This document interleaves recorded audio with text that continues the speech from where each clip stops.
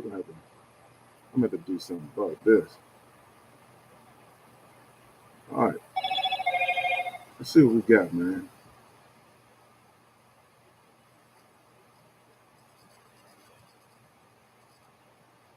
Let's see what we got here, baby.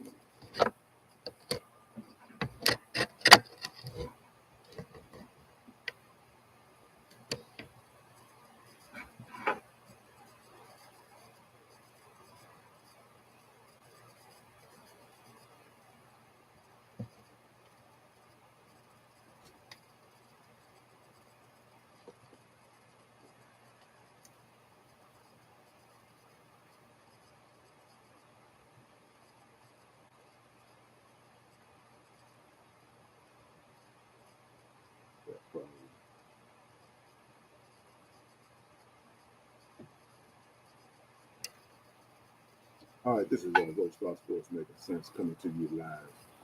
I'm really not sure how this is going to work today, but we're going to try to make it work anyway. Just because it's the Cowboys way, man. We do things different. You know what I'm saying? Coming to you straight up about it. And let's see how this is going to go. All right, so subscribe to the channel, like the content.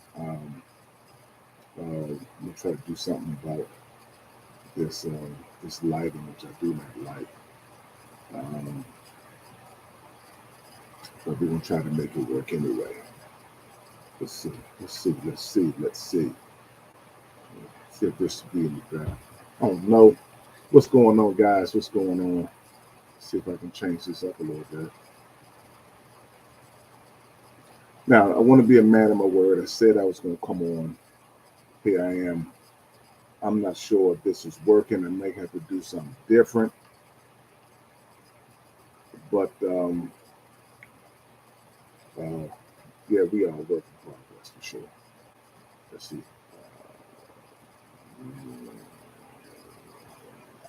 Better go with the light. All right, so let's do it, man. Listen. Once again, Roadstar Sports Making Sense. Coming to you live. And just want to give a breakdown right quick on what I've been dealing with. I've been dealing with a lot.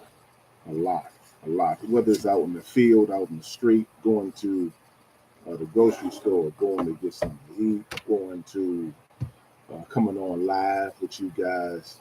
It's man, it's always something. It's always something. So with the Philadelphia Eagle fans, and hey, like I said, man, it's all love.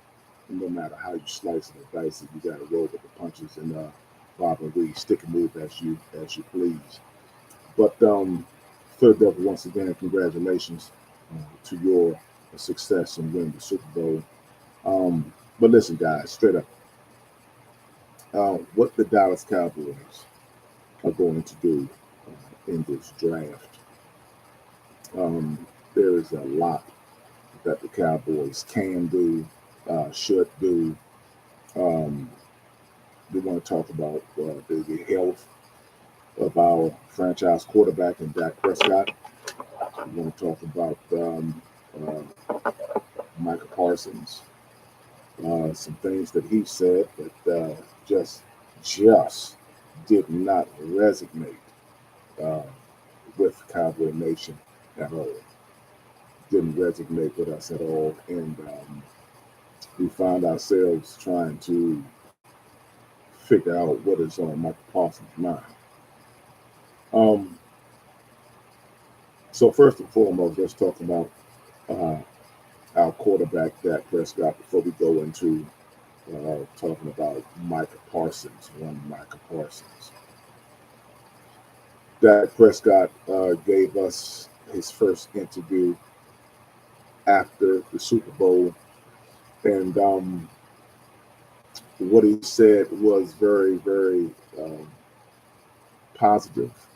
Um, he had nothing but great things to say about the success of Philadelphia Eagles winning the Super Bowl. He had nothing good to say about Kellen Moore, um, as he is now the head coach of the New Orleans Saints. Now, Dak Prescott talked about his injury. His update on his injury is he's now 12 weeks out of surgery, on the road to full recovery. Says that he feels great. He is then now working towards the mold to get stronger, get better, and start this grind towards this upcoming season. And I suspect that Dak will be working hard moving into the free agency, moving into the draft, and getting ready for OTAs, meetings, and so forth and so on. This is the time that you really start to get on your grind as a player with the Dallas Cowboys or any other team for that matter, respectively. This is the time that mentally you be like, look, okay, it's over, the season is done. What did not do? What did I do wrong? What didn't I do right? How can I get better? You start linking up with certain players who is in your camp that you feel comfortable with to work out with to get you to the next level. You begin to lend ears to professionals, those who've done it before, to get to that level of competition where you're at your best. Dak Prescott is always the first one in, the last one out kind of guy, and that is what we appreciate about Dak Prescott. That's how we view anybody prospectively who wants to be at the top tier of their game, is to, hey, put in the work. Let us see you putting in the work. And one thing that I can really say about Dakota Prescott is that his peers see it.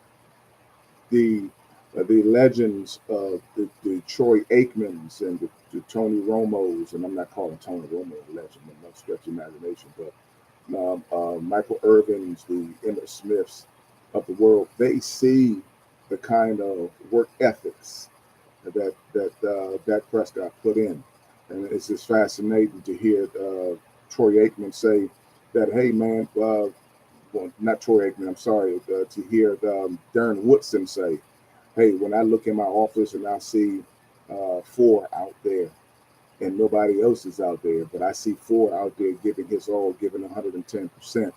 And it sometimes may want to cause you to question the prowess of other players in terms of their respective positions and how they mentally train or physically train to get themselves prepared for the season. And so that's one thing that you can say about Dak Prescott in terms of his preparation for the game. I had a guy, a Philly guy, was on here earlier, and I'm sure he's going to pop in eventually. And if you're online, please smash the like button. I really, really appreciate it. But he was online, and I was going to bring him on, but we'll see if he shows himself doing this podcast stream. One of the other news that has Cowboy Nation going cuckoo for Cocoa Puffs, have them going nuts. AOC is about to lose his mind, literally, about Micah Parsons. And I was looking at his podcast, and it was highly, highly intense. It was intense, man. Micah Parsons just continues to take us by storm. He continues to rub some of Cowboy Nation the wrong way, and a lot of them don't like it, especially his last conversation that he had. I wish I can find it. When his interview, in fact, was that he gave his take on whether or not 30 years old he would be with the Dallas Cowboys if he doesn't ring one of these rings. And it didn't go well with Cowboy Nation. Cowboy Nation didn't like to hear that. One thing about us, we like to ride or die with our players, whether they're here or they're moved on. If you're here, we're looking for you to be 100%. looking for you to be all in. Excuse me, Jerry. We're not talking about your kind of all in. We're talking about fans being all in, especially those of us who've been around this thing for over 30 years. Okay. Uh, uh, we got a lot of people that do not like to continue to talk about that 30-year drought. But unfortunately, reality is reality. And I'm a realist. And the Cowboys are in this funk for 30 years. But Micah Parsons um, had said something uh, about along the lines of leaving the Dallas Cowboys. Um, and it didn't go well, like I said, over Dallas Cowboy fandom. Didn't go well in terms of people liking what he said in terms of going to KC. I'm gonna see if I can find this thing a little bit and see exactly what he was talking about. I don't suspect I'm gonna find it because I never do at that time.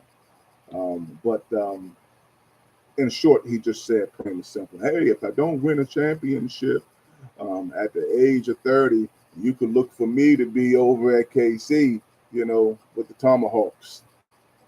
Um, that didn't go well. That especially during a pivotal time as this, um, it just didn't go well. It just didn't go well at all. And I understand what a lot of Cowboy fans are saying as relates to him, simply because, um, hey man, we are in a drought. It's been a long time. We're trying to put pieces together to get there. They've all but dismantled the team, except for the players aspect of the team, but the coaches have been completely dismantled. We now have a new regime coming in, head coaching wise. He's bringing along a very fantastic uh, coaching squad. One in particular, and I keep talking about this every podcast that I go on. I really, really like Connor Riley. I really like Connor Riley from Kansas State. He was the OC there.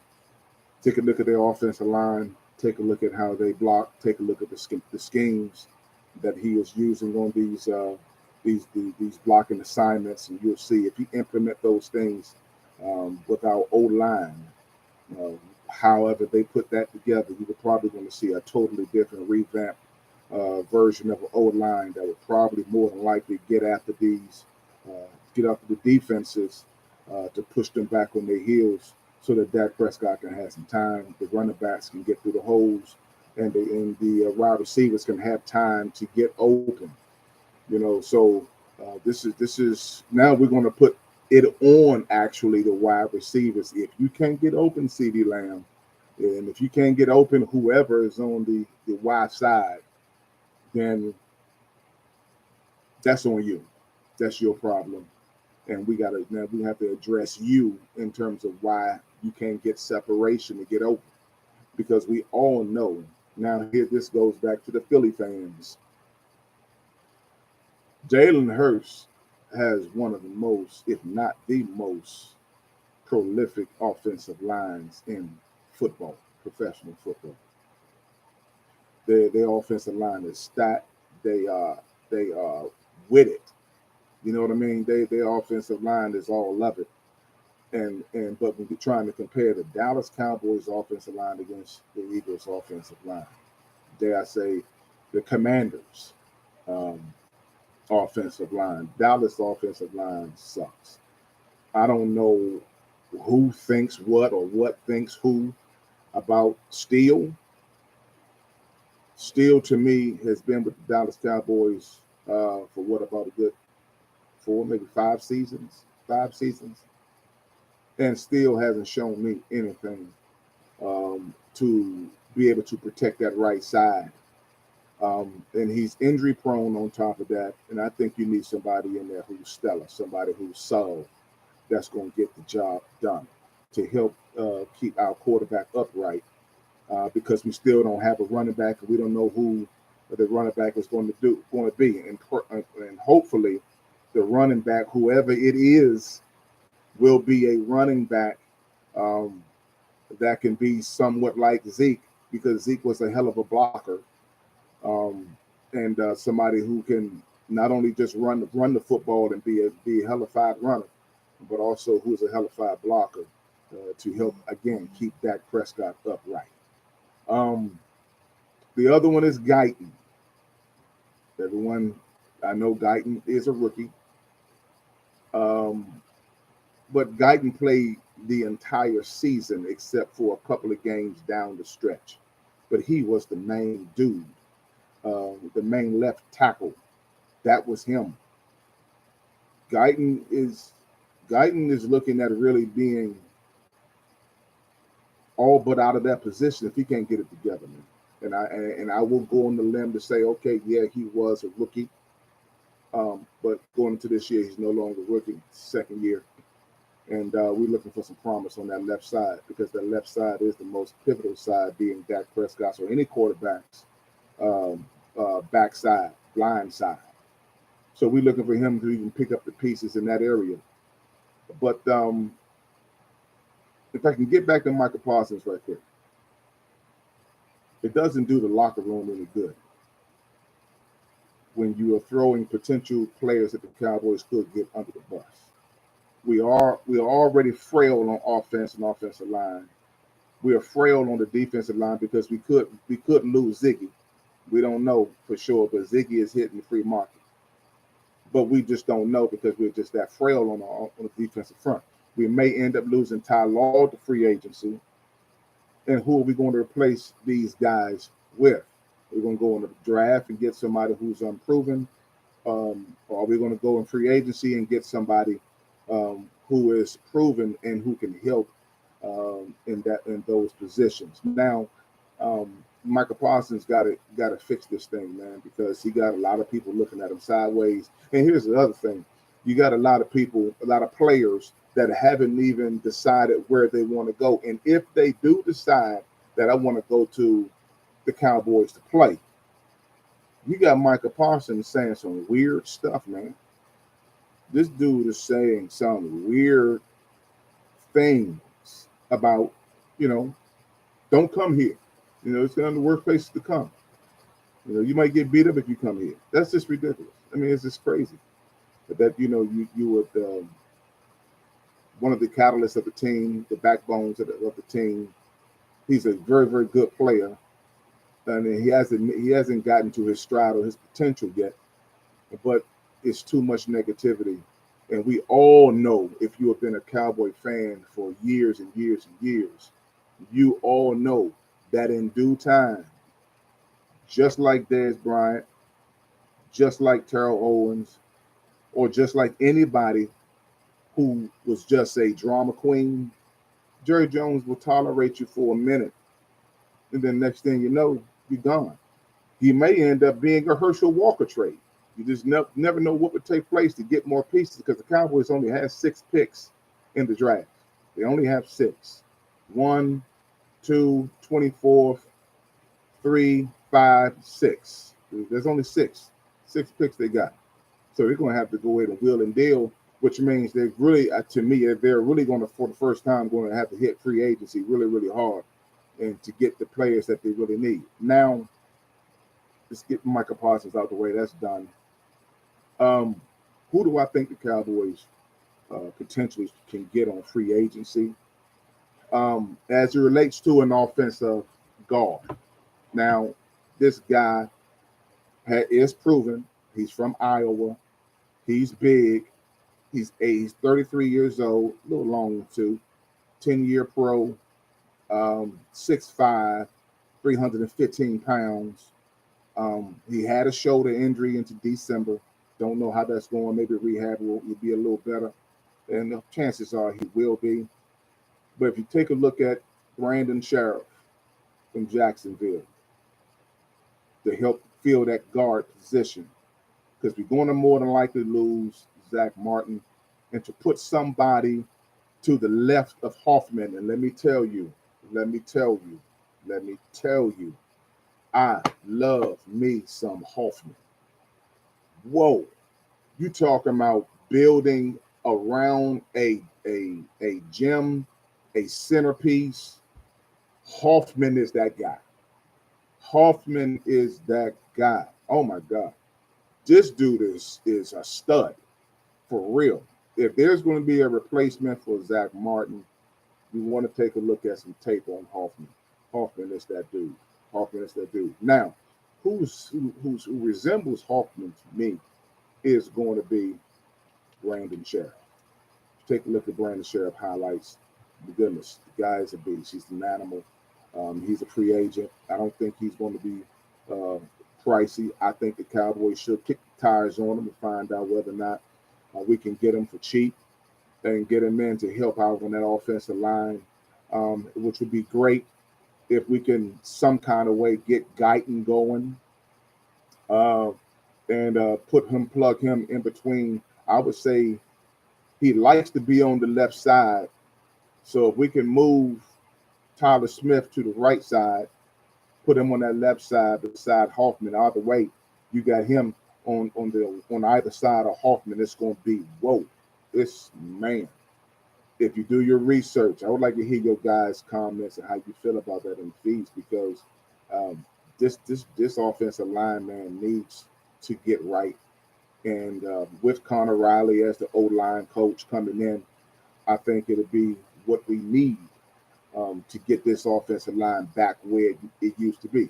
I mean, if you follow the Cowboys years ago when they won the Super Bowl, you know that the offensive line made the offense go. It's just the way about it's the way it is, the way about it. They made the offensive line go. When you hear John Madden talk about how these guys are sweating down by the calves and how big they are and how they're moving these guys around, and we get into the third and fourth quarter, we're going to wear the defense down, and the running game is just going to go crazy. This is what you're talking about. You got some pieces if you bring in Brandon Sheriff. You bring in Brandon Sheriff, and you got in between, whether he's on the lined up beside Tyler or he's in between Hoffman and Tyler, and then whoever you bring in on the right tackle position, if they decide to go that route, who knows? It would be nice if they did, because I think Steele is just longer than two. Steele is never again giving us what we need on that right side. So that would be who I'm looking at in the draft. Now, defensively, I don't know if they can pull this off. Now, listening to Myles Garrett interview with one of the Philadelphia columnists, or whatever you want to call him. We interviewed there with him. He seemed to think that it would work. He says that anything can go, anything can work. He's open for it. He'll make it work. He's not looking for money.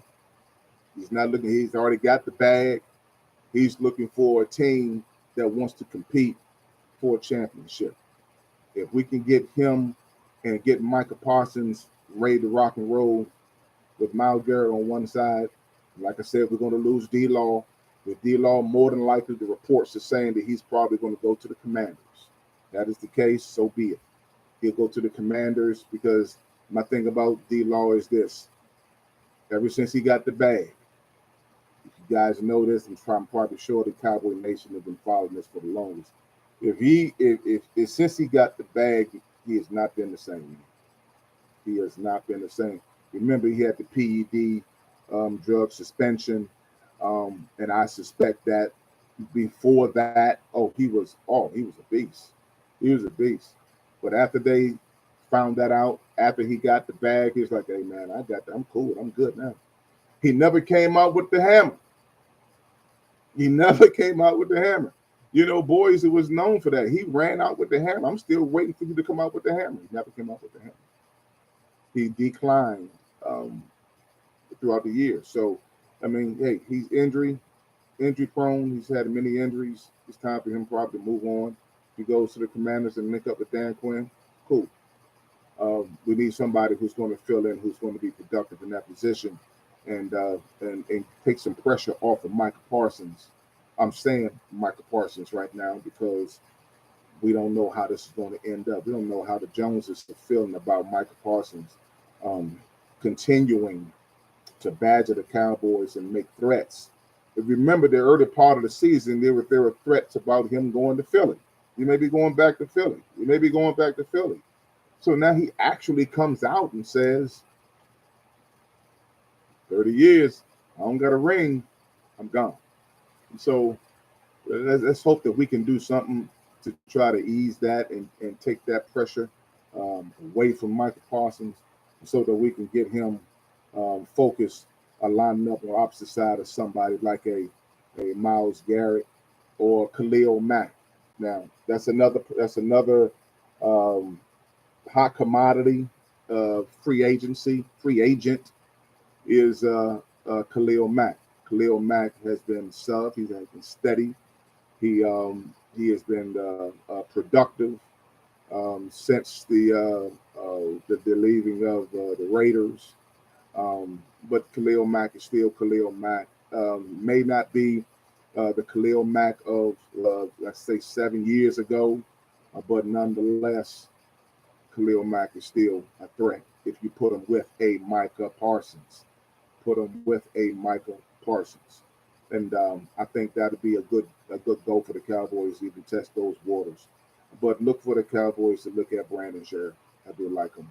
I do like Brandon. I like Brandon Sheriff a lot. Who knows if you're going to go after a Khalil Mack or Myles Garrett? But nonetheless, there are a lot of names.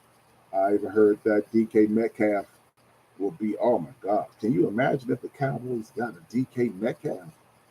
DK Metcalf, and pair him up with CeeDee Lamb. Man, I would pay to see that every week. I would pay to see that show every single week. Now, guys, I apologize for the video feed. I was trying to do something new, but now that I'm already in it, I don't want to start it all over again. But I promise you it'll be better. The feeds will be better. The review will be better the next go around. But I'm just tolerating this for the time being. I hope that you guys are appreciating the content in which I've shared with you thus far. But let's talk about Brian Shoddy. He has gotten a lot of criticism, whether it was from Emmitt Smith, Michael Irvin, Troy had said some things. Charles Woodson have said some things. A lot of executive peers in the NFL disapprove of the hiring of Brian Schottenheimer. I'm going to say this about Brian Schottenheimer. His dad was a winning coach. That was Marty Schottenheimer. A winning coach, winning culture, winning coach.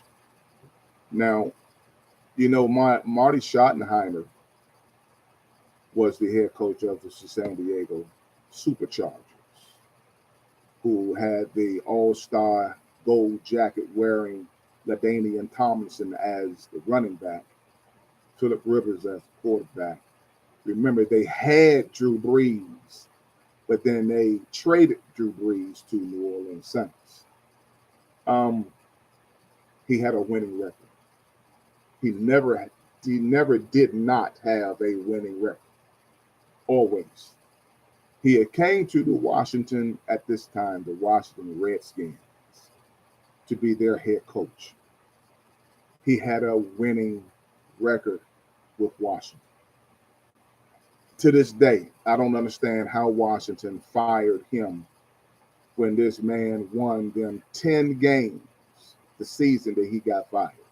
Not a lot of people remember that. I do. I remember Martin Schottenheimer as a winning head coach. Why am I saying that? It's because I know me as a son, I'm going to eat up everything that my father's teaching me. Much I'm sure as you do. You're probably eating up everything that your father has taught you. You still remember it if he's still here. If he's not here, you still remember those things. I mean, apples don't fall too far from the tree. I believe that Brian Schottenheimer is going to bring a winning culture to this franchise. It may not look like it. And I wasn't on board from the beginning. Before they even mentioned, but I did say that the Cowboys are going to reach within, and I thought it was going to be Mike Zimmer. reach within to decide who's going to be their head coach. But even though I had that as a mentor, something was just telling me I wanted Deion. I wanted Deion Sanders to be the head coach. It didn't work out. Deion is not the head coach. He's still head coach of Colorado Buffaloes. And now we have Coach Shotty. I'm good with that. Here's the correlation between Deion and Coach Shotty. If you listen to them talk, both of them, they sound almost the same. Their philosophy, their old school mentality. Marty Schottenheimer is coming out. Brian Schottenheimer and how he is visualizing the team to come together and how the season will go. He has that same stern philosophy of his father. Dare I say, getting the right coaches, and he has done a good job getting some coaches in that are some stellar coaches that he's gotten in. Now, I'm going to go back again to Connor Riley from Kansas State. I took the initiative to listen to The Life of Fitz. This a guy. He's one of the voices in commentary for Kansas State University. If you go look him up, The Life of Fitzgerald. The guy had a sit down with Connor Riley. And when I had an opportunity, and I'm glad I found the video after doing the research, when I sat down and listened to that video of Connor Riley and he talked, I see why Coach Shotty decided to get him. I see why. Because what he was saying was pretty much along the same lines of what he had said. Coach Shotty had said during the interview process. One of the things that Connor Riley said, and here is where I say I'm going to give Guyton another shot. I'm going to give him another shot. Here's why I'll say I'll give him another shot. There's one thing that Connor Riley said that stuck to me and gave me a moment. It was when he said that he had learned from Coach Steiner at the time when he was the OC, where he says, drop him in the grease. Drop him in the grease. Just that tone and philosophy within itself, which says drop him in the grease, which it means let's see what they made of. Drop them in the grease. Let's see what they're made of. And to have a coach that comes in that implements that kind of philosophy, to see if we have the type of players that can get our ball club, our franchise to the next level, drop them in the grease. So when Coach Connor, offensive line coach Connor Riley, said that on Tim Fitzgerald's show, The Life Fits, it spoke to me about who Brian Schottenheimer is looking for. He ain't bringing in no melancholy coaches. Trust me on that. He's not bringing together no melancholy coaches. This is for the Cowboys who are kind of, on the fence. These is for the ones that we call lukewarm Cowboy fans.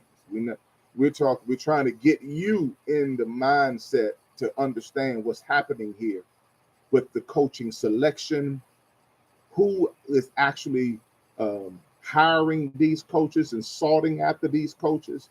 Trusting when I tell you it's not Jerry Jones. And I get it. Everybody is saying, Jerry gonna be calling the shots. Jerry looking for puppets. He's looking for another Jason Garrett. I get it. I hear you. I hear you loud and clear. I was one of those ones. Remember, Jerry Jones was one, and I said before my podcast, if you go back in the beginning of the season, and I said in one of my podcasts, Jerry cooking up something in the lab.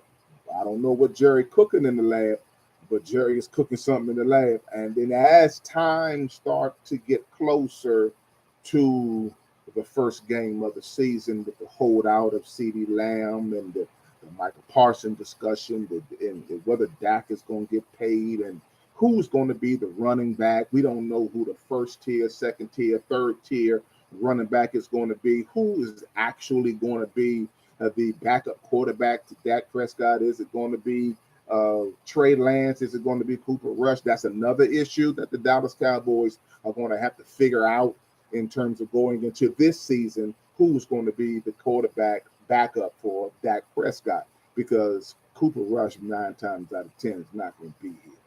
He's not going to be here. What they're going to do with Trey Lance, I had the slightest idea, because Trey Lance had an opportunity to showcase exactly what he can do in the latter parts of these games. Dare I say, he started the last game of the season, which was your opportunity to be your show, and he laid a goose egg.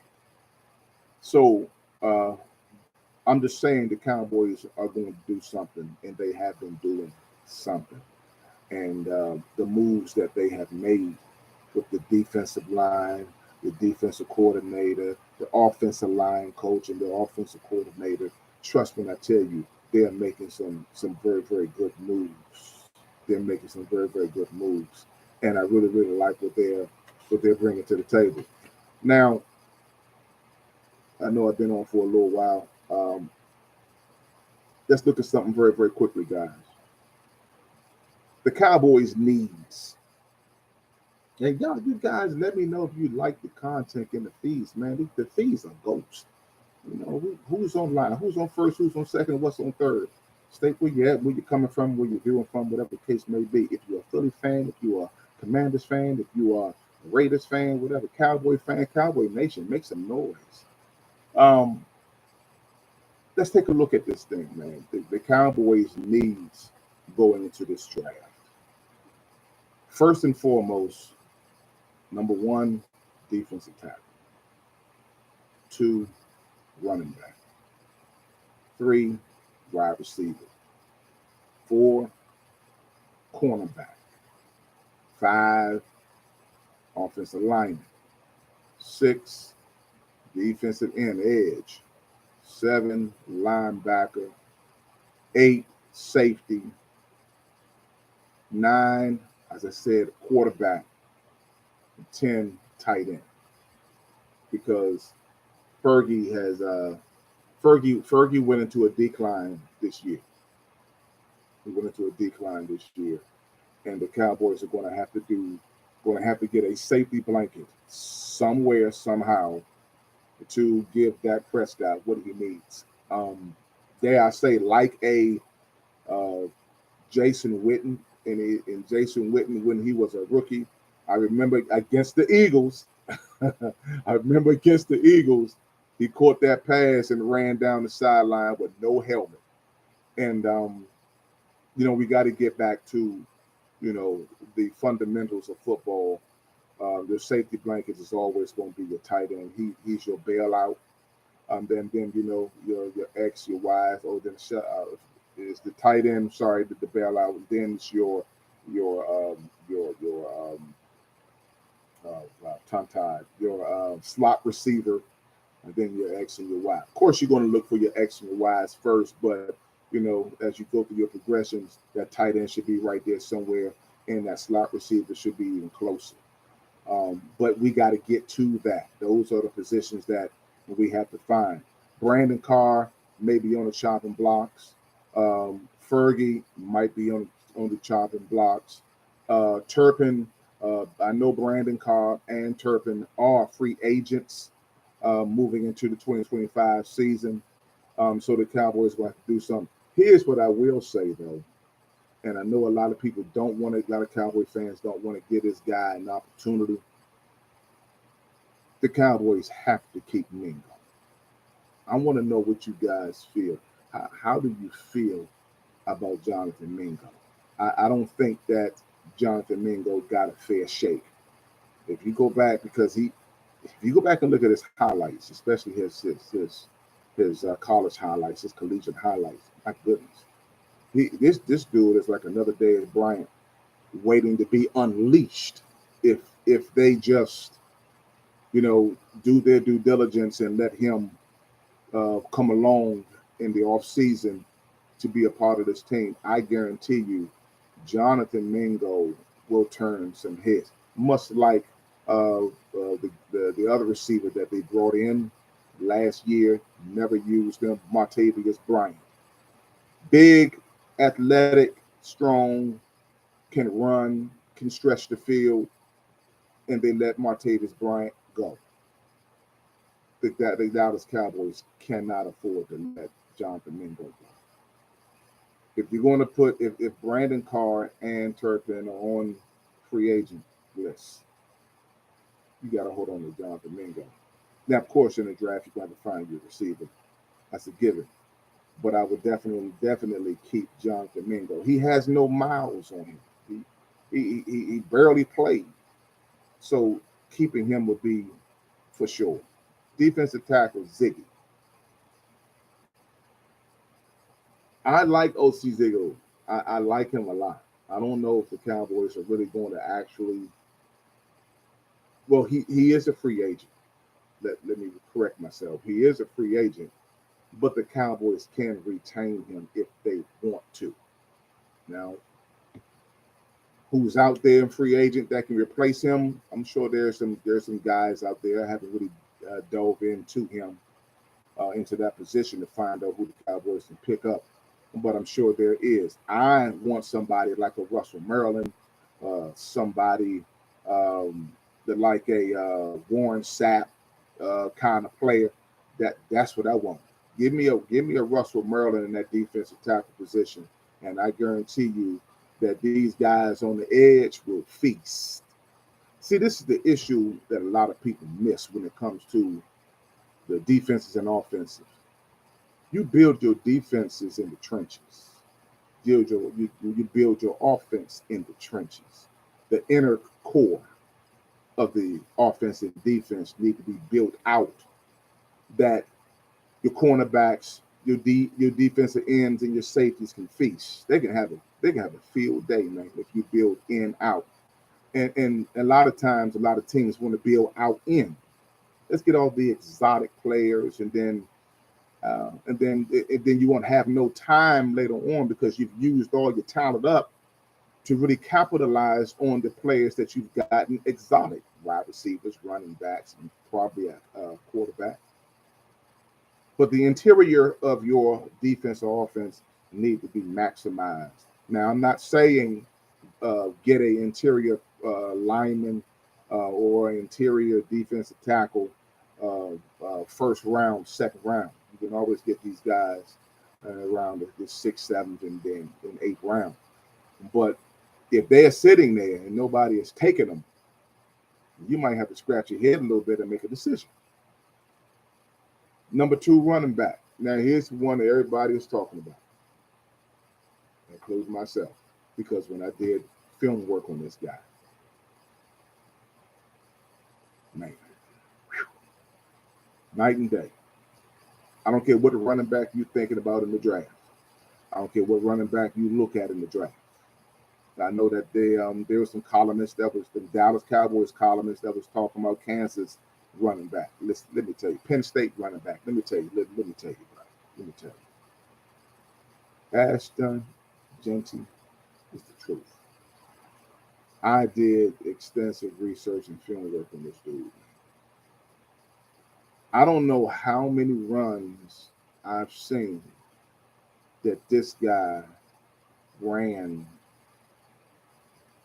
from scrimmage 60 yards plus for a touchdown. 60 yards plus for a touchdown. I would say you got to go get him first round. I know a lot of people say he'll be there, but you know how this draft can go. And we don't want the Cowboys to now have to will and deal to try to get back down to get this guy before somebody else do. A lot of people want to go defensive tackle first. If your running back is there, you got to get it. You got to get it. Get that out the way now. Now you got your running back, you got your cornerback, you got your O-lineman, you got your edge. I'm still looking at the edge position, either Myles Garrett or Khalil Mack, 1 and 2. unless you can find a stud in the draft.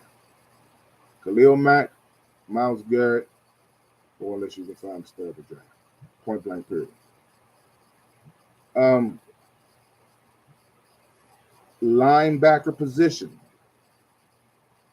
The linebacker position. Um, Let me get this out of here. I think people know when you're online, man. How do I do this? Get out. Bye. See ya. Move. Capiche. Brenda. Bye. Okay, listen. Linebacker. I know the Cowboys are hurting in the linebacker position.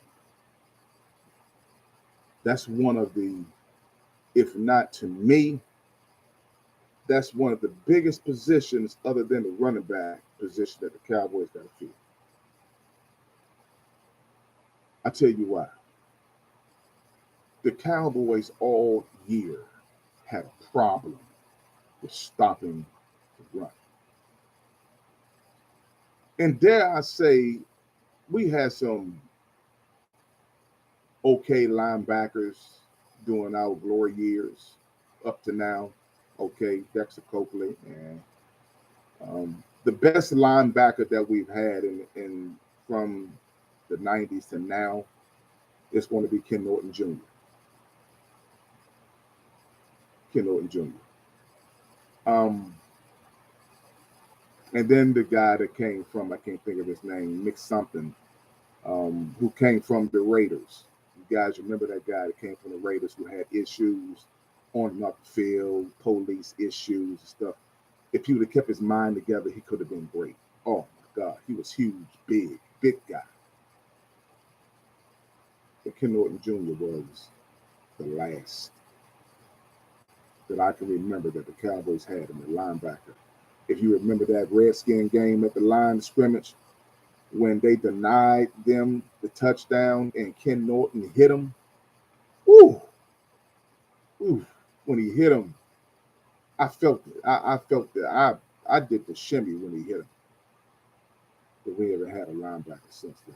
So I think that this position is very, very pivotal that the Cowboys need to go after in terms of linebacker to fill that position and get somebody that's along the caliber of a Ray Lewis, somebody who's along the caliber of not just Ray Lewis, but my guy for Green Bay when he was in his. We talking about earlier guys, not later, back a long time ago.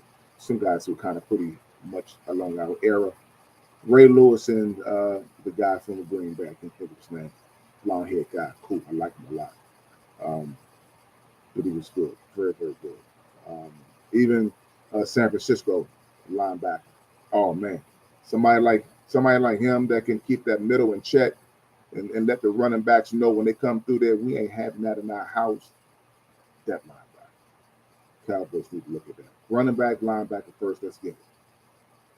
All right, you're gonna be surprised at this one. I think he's solid in this position in terms of what the Cowboys can use him for. I think it'd be right up his alley.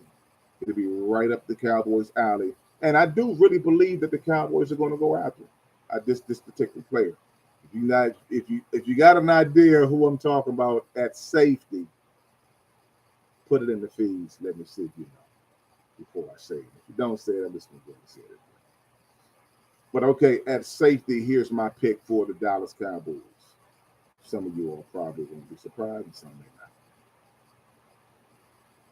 Shiloh Sanders. Shiloh Sanders. I think it's a safe pick.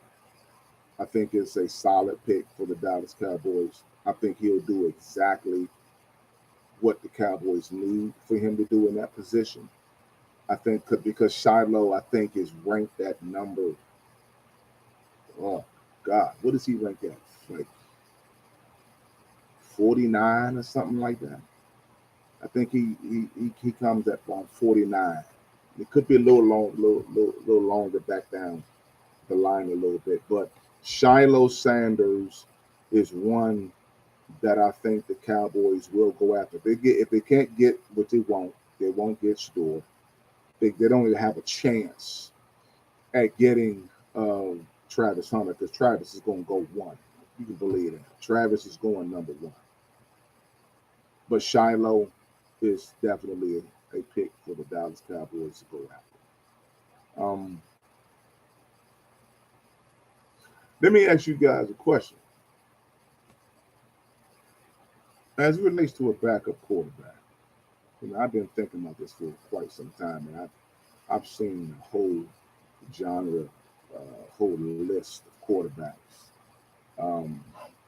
in free agency, because I think that's where the Cowboys is going to go get a quarterback from. I think they're going to go free agency get a quarterback. Who do you think the Cowboys will pick up as a backup quarterback for Dak Prescott? I'm not saying he's going to get hurt, but in the event that he does get hurt, if he does get hurt, who do you think the Cowboys is going to pick up or would pick up? Who is your backup quarterback for the Dallas Cowboys? Let's do a list. Let's go to the QB free agent. Let's get a list together and find out who they are. Now, we all know that Sam Darnold is on that list. That's first and foremost. Sam Darnold is on that list. I don't think that Sam Darnold is going to take anything other than a starting quarterback role. He might not have a choice. But here's your list. You have Sam Darnold. You have Zach Wilson. Of course, Trey Lance. We're not going to do that. Jacoby Brissett. I'm definitely not going to do that because he's injury prone and he has some tendencies. Tyler Heineke. I might not be bad.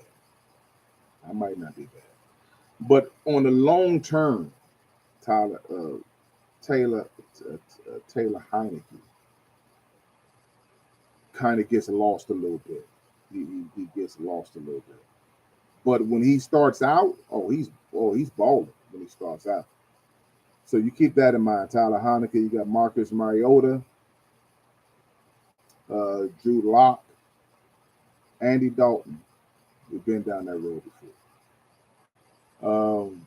Jarrett Stidham, Justin Fields. Now, let me tell you, I don't know if the Pittsburgh Steelers are going to move off from him, but I tell you what, I do like Justin Fields behind Dak Prescott. It just feels right. I like Justin Fields' play. I like the fact that he is not afraid to run. I like it that he's not afraid to be mobile. The kid has a hell of an arm on him.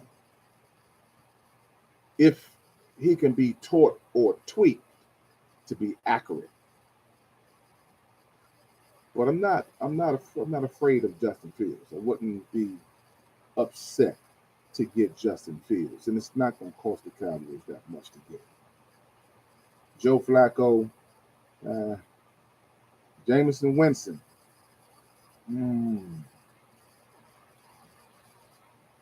The thing about Jameson Winston is this. Jameson Winston, if he doesn't get hot-headed, can be a very good quarterback in this league. I mean, he can be very, very good. He did, the times that he did go in to relieve quarterbacks, he did very, very good. The only thing that gets Jameson Winston is he believes that he can fit the football in any situation, in any window. That is what gets him in trouble. The last game that I saw him play, he threw 6 interceptions. 6 interceptions in one quarter. It's unbelievable. That's the thing that gets Jameson Winston in trouble, is because he thinks that he has an arm and he can fit the ball in the window. So I would say no for Jameson Winston. Mac Jones, no. Carson Wentz, done that, no. Jimmy Garoppolo, no.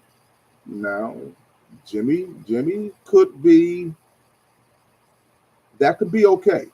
I can be okay with Jimmy. Yeah, I can be okay with Jimmy Garoppolo backing up Dak Prescott. I can be okay with that. One thing about Jimmy is this: it's like Forrest Gump. Jimmy is like a box of chocolate. You never know what you're gonna get.